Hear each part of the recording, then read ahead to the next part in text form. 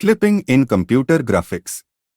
Clipping in computer graphics is the process of removing parts of a graphics object that are outside a specified clipping region. The clipping region is defined by a rectangular or a more complex shape window. Some key points about clipping in computer graphics are: clipping algorithms. There are several algorithms used for clipping, such as Cohen-Sutherland, Cyrus-Beck, and Lion-Barsky, among others.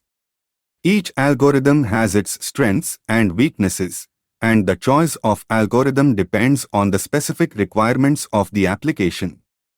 Clipping planes. Clipping algorithms are based on the definition of one or more clipping planes, which define the boundaries of the clipping region. Clipping planes can be defined in 3D graphics, but the most common use is in 2D graphics. Clipping in 2D graphics. In 2D graphics, clipping is used to remove parts of a graphics object that are outside the specified window.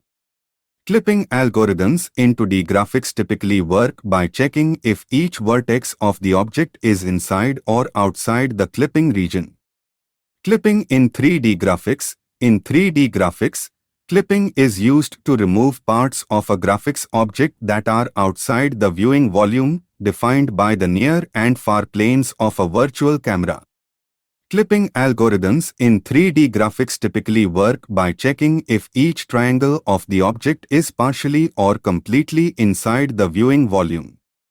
Optimization. Clipping algorithms can be computationally expensive, especially for complex graphics objects.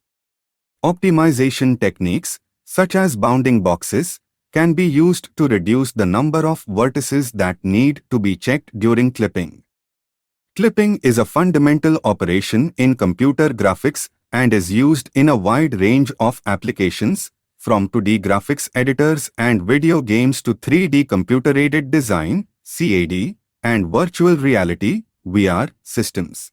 Like, share, subscribe for more videos. Thank you for watching.